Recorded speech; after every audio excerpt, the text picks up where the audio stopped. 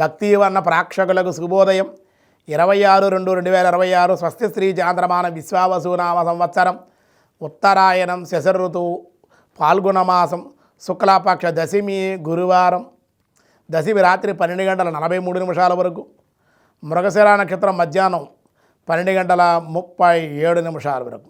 అనంతరం ఆరుద్ర నక్షత్రం ప్రారంభమవుతుంది. వర్జ్యం రాత్రి 8:29 నుండి 9:59 వరకు. దుర్ముహూర్తాలు ఉదయం 10:16 నుండి 11:32 వరకు. మధ్యాహ్నం 2:55 నుండి 3:41 వరకు కూడా దుర్ముహూర్తాలు ఉన్నాయి. సూర్యోదయం 6:25, సూర్యాస్తమయం 6:01. అమృతగడి రాత్రి 1:44 నుండి 3:14 వరకు. రాహుకాలం ఈరోజు మధ్యాహ్నం 1:30 3 గంటల వరకు రాహుకాలం.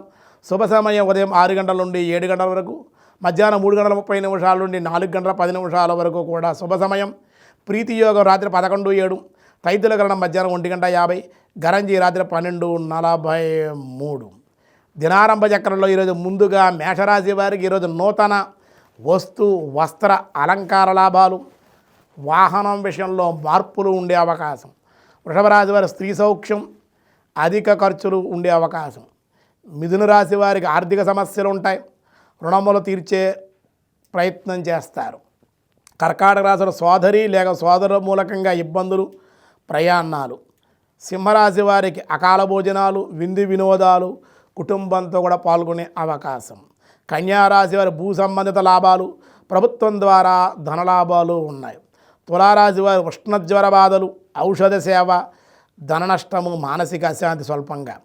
వృశ్చిక రాశి వారి రుణముల కోసం ప్రయత్నాలు, దైవ ఆరాధన, దేవాలయ దర్శనాలు చేయడం వల్ల కొంచెం మేలు కలిగే అవకాశం ఉంది. ధనస్సు రాశి వారు అన్ని రంగాల వారికి ఈరోజు అనుకూలంగానే ఉంది. శుభకార్య నిర్వహణ చేసే అవకాశాలు ఉన్నాయి. మకర రాశి వారి కోర్టు వ్యవహారాల్లో లాభము, దానివల్ల స్థిరాస్తులు అభివృద్ధి చేసే అవకాశాలు ఉన్నాయి.